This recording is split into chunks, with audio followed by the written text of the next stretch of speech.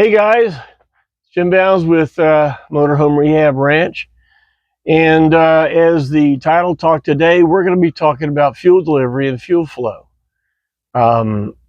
Whether you have a carburetor or whether you have fuel injection, those systems have to have a constant, fresh, clean flow of fuel.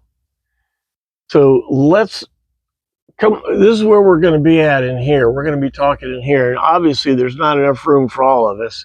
So let's go back into the office and sit down and let's talk on paper a little bit. I want to show you what's under your motorhome and then some improvements that you can make on both flow and the ability to send fuel to your system. All right. So go ahead. I'll meet you over in the office and we'll get going on it. Okay. Good deal.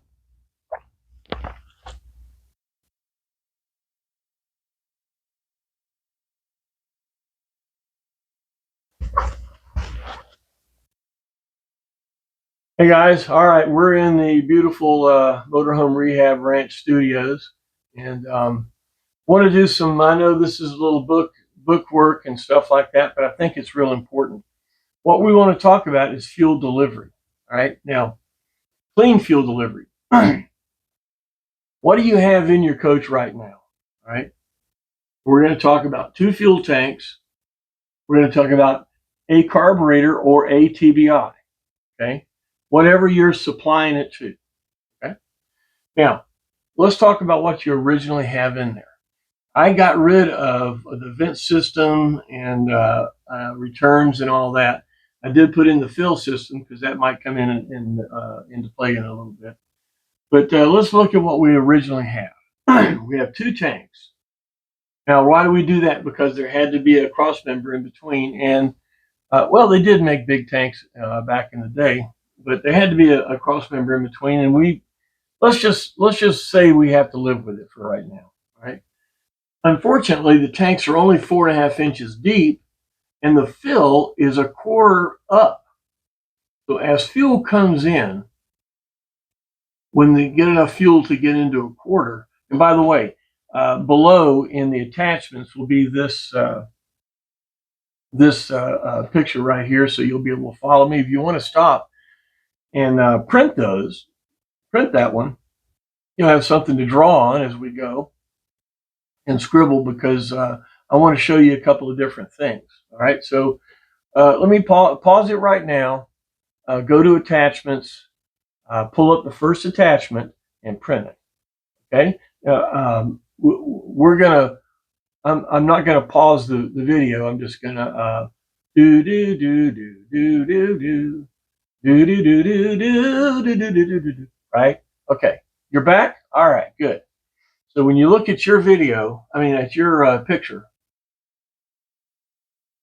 the fuel inlet is very low. This is one of the reasons we have very slow fill, because it builds up pressure in the top, and our return system is not robust enough to get rid of all the pressure that 2 tanks create. Now, here's something very interesting. When I came back from Utah, I came back with 1 fuel tank. I had no problem putting 25 gallons of gas in that 1 tank. Because why? Because the venting was enough to vent off the pressure that I was creating from 1 tank. But it will not for 2. But see, that's another story. All right? That's not what we're going to talk about today.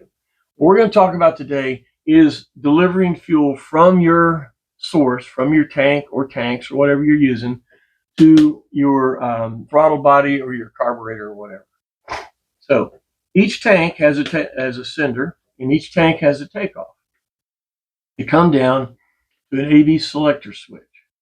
On your dash, you've got a button. Now, I know some of this is real elementary to some of you guys. I'm sorry, but maybe you'll pick up something. Just bear with me. On the dash that you've got a selector that says main auxiliary.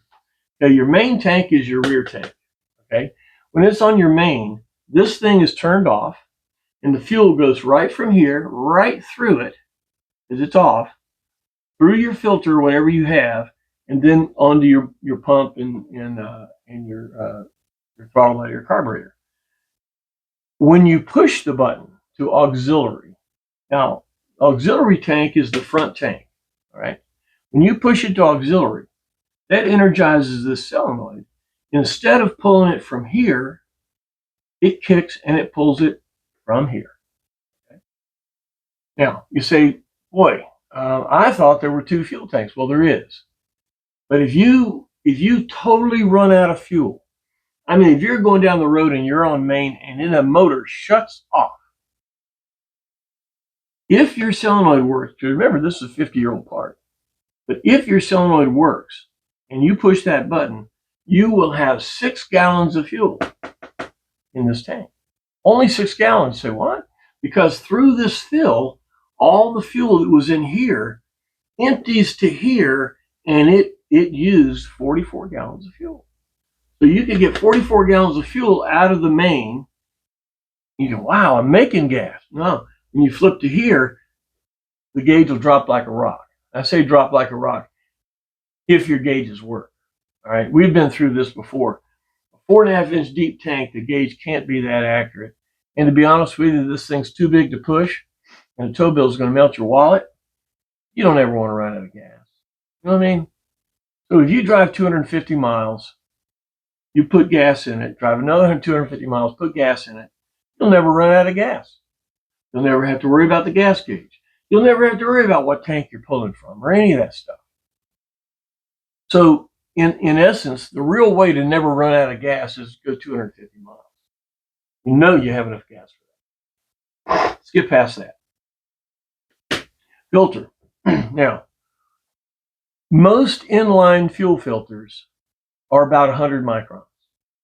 Okay, this is the fuel filter that got me all the way to Utah and back right here. This little baby. I'm gonna frame it or something. But this is a 100 micron cleanable filter. You get them from just about any auto parts store. All right. So this is a 100 micron filter, and most of the filters you buy, just a filter, will be 100 microns. But here's the problem with that. Right here, if you have a 100 micron filter right here, okay, to here you can have really dirty fuel. Gets it down to 100 microns. Goes to the mechanical pump or the electric pump. We're not going to get into that. Some kind of pump to create pressure, and then it comes up to your carburetor. Now, if you have a carburetor, in the snout of this carburetor right here, where's mine? Right here is a filter. If you take out the fitting here, and there's a 1-inch hex right here, this threads off, there is a 5 micron filter. You say, why is that there? Because Rochester, the boys that made the quadrisnot, understood that if they got anything bigger than 5 microns into that carburetor, it's going to clog up. Okay? So they actually put a small little filter about the size of your little finger right in the front of that snout. The part number for that, and you should have some of these. My wife had 2 of them once in her purse and it saved us. The part number for that is a Wix brand 330-48. Okay? 33048. You need to have a couple. If you're running a carburetor, you need a couple of those, because this is the last defense to knock all the stuff down to 5 microns so it will not kill the carburetor. Very, very important. So here you knock it down to 100 microns. So you got 99 micron boulders coming up in here, and they get stuck in here, and then you're okay. Well, personally, that's going to be a lot of these, and you're going to be down there with a 5/8 line wrench and a 1-inch wrench to pull that off a lot, because fuel does not have to be as clean as it used to be. Fuel injection will actually, the aftermarket fuel injection, the Phytex and the Snipers and all this stuff that are out there, will actually grind up 10 millimeter rocks. All right, but if you get it down to 100, you need to get a fuel injection down to under 10. Now, one of the things that I've been really fielding a lot of calls lately about are these filters, clogging up injectors and all kinds of stuff like that. And that's a real problem. And when we started with Phytech, we had a problem in injectors. We had a guy that drove from Orlando, didn't even get to Tampa before 2 of his injectors were clogged up. I say, how can this be? Well, the problem is, coming out of the fuel selector, we got boulders. Remember, these are metal tanks.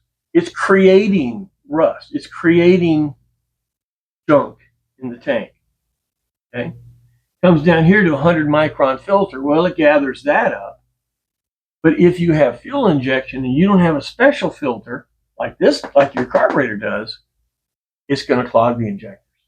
Because 100 microns is not big enough. Just ain't big enough. All right? So what we found to do in this situation, this is this filter right here. Okay? You can get these at just about any auto parts store. They break down. You can open them up, pull the filter out, and you can clean the filter. I use a can of starter fluid. Okay? Put it back together, and you're good to go again. Now, the 2 things that this helps me with, coming directly out of the fuel tank, this way. Fuel comes to the outside and filters to the inside. I can see flow. I can see that I have flow. Plus, if this gets clogged, which it did, I'm not kidding, from Orlando to Utah, and I've said this before, you get tired of it, but we stopped, and I handed it to Jason. He got it down to less than 2 miles, 2 minutes, but to clean this filter. But every 40 miles, we stopped all the way to Utah to clean this actual filter right here. And if it hadn't been for that, I would not have made it to Utah. Now, that's a very significant thing to say. That means that this picked up 100 microns so much that it clogged up every 40 miles. That means that my tanks were in really bad shape. But with knocking this out, then we went into another filter.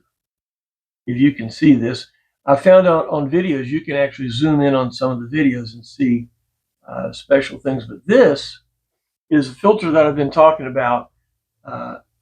Number, is that good? Back over this way? How's that? Okay. This is a Wix filter number 330. I'm sorry, no, that's the other one. 33689. 33689. This is a filter from a Buick. This is a fuel injection filter, big fat thing, and it's 7 microns. 7 microns. So when you come out of your solenoid, okay, and then you first go into this glass filter. Okay? This glass filter takes it down to 100 microns. Then you come out of this and you go into this second filter, bigger one. And then go on. What you're doing is taking it to 100, and now you're taking it down to 7. Now, if you have a carburetor, you're taking a lot of pressure off of this, and this won't clog up nearly as fast as it would have been before. Okay?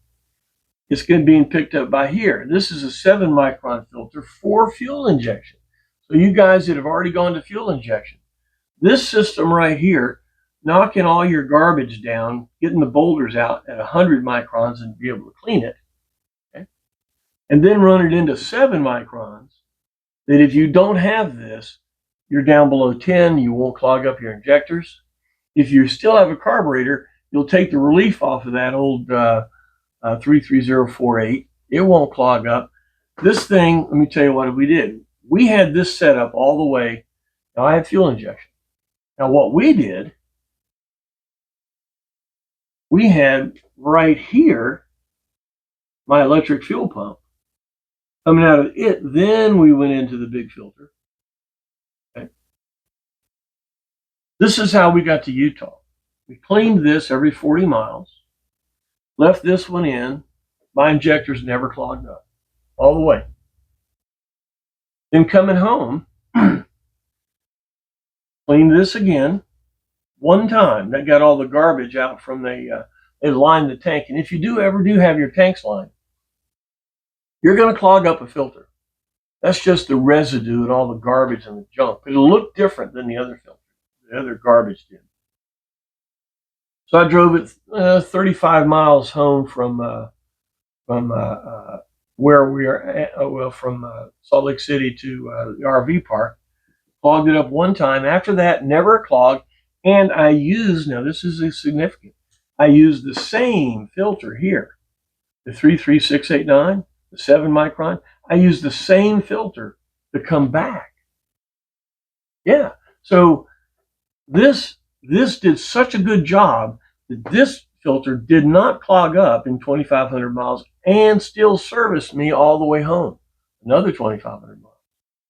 So I've got to say, from first person use, you need one of these because this is the first line of defense to your metal tanks. This is where you can see how much garbage came out of it, and you can see your flow. Okay, so I really have to say, and you know, up until I came up with this, I used to hate glass filters. God, you can't use glass filters. Someone's going to break that. It's going to leak. Number one, never put a filter above your motor. Because if it does leak and it gets on the motor, well, there you are. Always filters go away from the motor, away from exhaust or anything like that, and below. So if there is a crack or a break, well, you'll stop, but it did its job because these are mounted. I want to show you this. This is really important because during the road, I told you we changed this. Took 2 minutes to change this filter on the road. Well, how did we do that? Because we mounted everything on the outside of the frame rail. Let me show you this. There. On the outside of my frame rail, when I started the video and I was laying down there, this was the view I had. Right here, I have my glass filter. Then I have the electric fuel pump. And then I have my 33689. Right there, right on the side of the rail. The highest failure rate device in electronics are motors and relays. Well, electric fuel pump is a motor. Chances are the first thing in a fuel injection system that's going to go bad is electric fuel pump. You need to carry a second one with you, and you need to have it where you can replace it, lay it on the side of the road with trucks going by. Okay? One time I had a pump inside and it clogged up. The coach stopped. I laid down, put my hand on it on the other side of the rail. The thing was fire, red hot. Jumped up, ran to the front, shut the batteries off, and jumped over the ditch to see if it'd blow up or not. You really need to get to this stuff under here. And I know you say, well, it's on the outside, it's vulnerable and all this. You got a big steel frame there, all right? You bring, what we did here is I brought the fuel line above the frame rail because I had the body lift. If you don't have that and there's no room, drill a hole right through the middle of the frame rail. Come out with your hose right here because this will be inside. You come out, you go through these three right here, and then you go back in. Okay? I know a lot of folks don't like to drill holes in frames, and there's different feelings about that, but I got to tell you, you need access to this stuff. You can't just hope that it works. You get it all safe and you do the best you can and tuck it up under that rail and you can't get to it again. That's bad juju, brother. You just don't want to do that, right? So having this filtration system, one, will give you clean fuel, okay? I proved it. Not maybe. 100 microns cut the garbage down enough not to eat my electric fuel pump. That was significant too. And with 7 microns, then I didn't have any injector problems. Okay. Now, if you have a carburetor, I still want you to have all this stuff. Okay. Because your fuel delivery, whether you go to a mechanical fuel pump or whether you put an electric fuel pump in, okay, if you do, now here's something else that you guys with carburetors can do. All right. We know that carburetors have vapor lock issues. Vapor lock issues.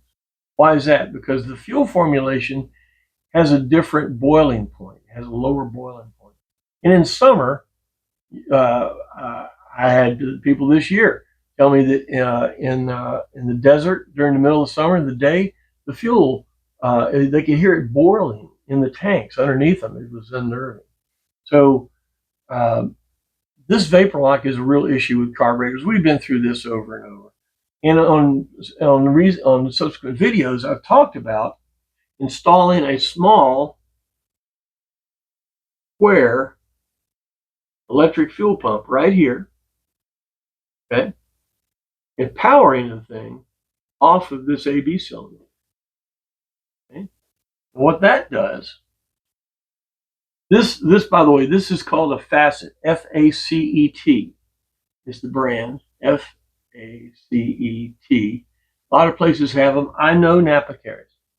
They actually have two models. Even the basic model, I use it for 20 years and they're fine. You want a 1 to 3 psi.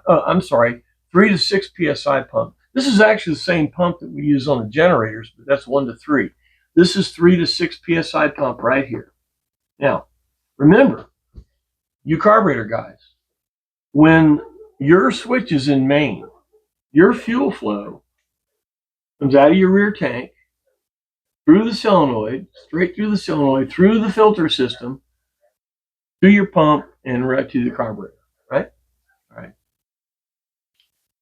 When you push your auxiliary button, it reroutes the fuel to go from the front tank through this pump, which is turned on because you turn it on the same way the solenoid turns on. Through this pump, it pressurizes it here and pushes fuel through to push through the vapor lock. You say, how does it push through the vapor lock? Think about this. Say you want to cook beans at a higher temperature than water will boil. How do you do that? You put it in a pressure cooker. You pressurize the air, which will allow it to not boil over and allow the beans to cook. Well, when you turn this pump on, you pressurize all the line from here all the way to here. Okay? If there's vapor in here, if there's a vapor lock in here because of the pressure, you're going to increase the pressure, which is going to stop the vapor lock, which will allow the fuel to flow. Okay? So having a small electric fuel pump right here that's switched off of here, and if you want to do this and you need to know any more, please call me. That's the reason my phone is on. Okay? This is a real good Band-Aid to knock through vapor lock. I've had on my coach for years. Matter of fact, in the summer, if I pull off of a ramp or go to a toll plaza, I will turn this on just to get through the plaza and then get going and turn it off. Why you turn it off? Say, well, why don't I leave it all the time? If you turn it off, then it's a countermeasure when you need it. If you leave it on all the time, you don't have a countermeasure, right? So you use this when you need to, when it's really hot and you're going to slow down and the heat in the engine compartment is going to build up. You'll turn on this thing, and when you get going, you get along, you can turn it off. Now, there's another Band-Aid for vapor lock for you carb guys, is you put in a 3-port mechanical fuel pump. So what does that do? I talked about this before, but again, this bears repeating. How does a mechanical fuel pump work? How does it send only 6.5 psi to this carburetor? It has a spring on the diaphragm. It stops the diaphragm from moving until it gets below 6.5 psi. Then it starts to pump again. So in other words, if there's a vapor lock in here, your mechanical pump will stop pumping until you either push the vapor lock through with this, or the pressure gets down low enough that the vapor lock goes away by itself. One way to get around that is you put in a 3-port mechanical fuel pump, because what it does, it returns fuel back to this filler neck. There's a 1/2-inch line right here. Coming off of here, this has a check valve in it. The diaphragm pumps all the time. The check valve shunts the extra pressure back to the tank, which will shunt all the vapor lock and all the pressure and all that goo back. So several of you guys have a 3-port pump. This is a real good option. It's a 1/4-inch takeoff on here, 1/4-inch barb. Come over here just below the fill. you'll see a 1/2 inch return. You cut that and you tee that into right there. This is right up front underneath where the fuel fill is.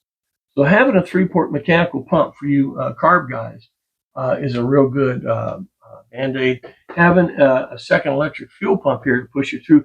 And also this helps if your carburetor loses fuel in the float bowl. This will prime the system. Okay, so that's a second good use for this. Okay, so it's all about getting fuel from these tanks to that right now carburetor. And the number one problem we have right now is this vapor lock. And these are 2 good Band-Aids that you can put in to fix that. Now, if you go to fuel injection, whether it's fuel injection or carbureted, this filtration system right here, I just have to tell you, it saved my bacon. And I really feel that you need to get these. You can get these online for as low as $10. I bought this one for $14. Now, the only difference you'll find, some of them will have the 3/8 inch barb fitting already molded into the chrome. This is a real universal. It came with different size barb fittings. And it got me all the way from Orlando to Utah and home. So you got to hand it, even though it's the cheapie, it did the job, you know. So whatever it is, I really feel that this filter system will give us clean fuel to whatever we're going to do up here. I hope this answers some of the questions. I've had so many calls lately about this, about clogged injectors, you know, about driving for a couple hours in the heat and it shuts down, and all kinds of things like that. Now, this is not the only reason, but this is a big one. All right.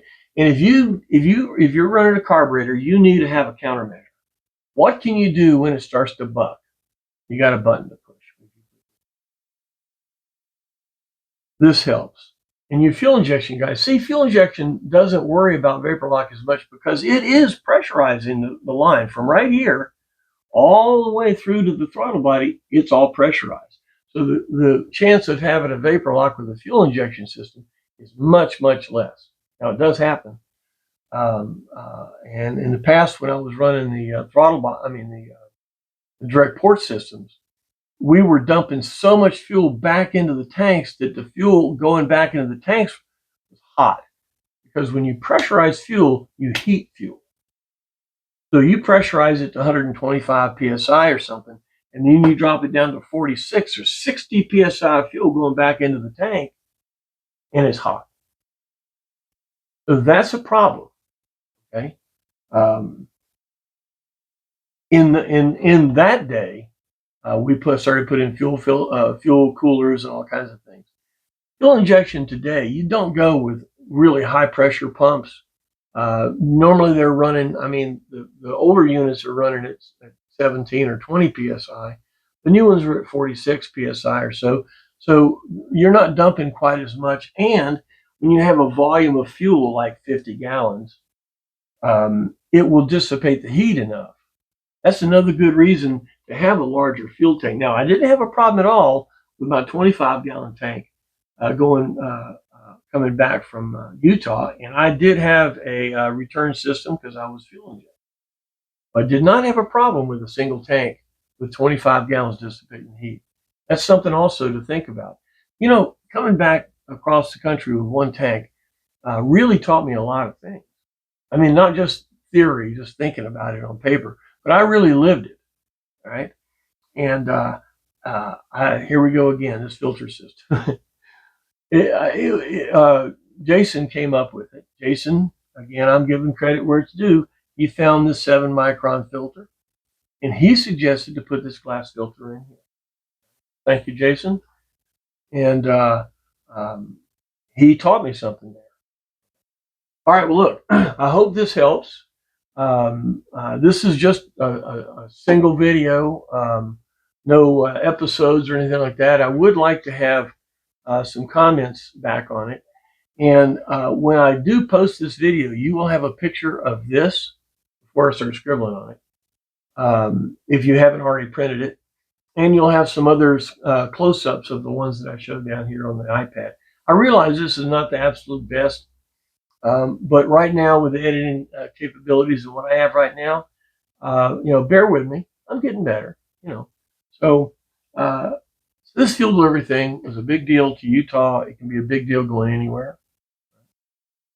Well, thank you for your time. I hope this was as helpful. If it was, please click like and subscribe and all that stuff on YouTube as well as on Patreon. Because why? Because that helps us do this. YouTube pays us just for the clicks, and then you guys are supporting me through being a ranch hand. So one of the things you can do is to go click for me. All right. Well, look, thank you very much. Again, this is going to be in our database about fuel delivery systems, and I hope you enjoyed it. Thanks, and hey, we'll see you next time.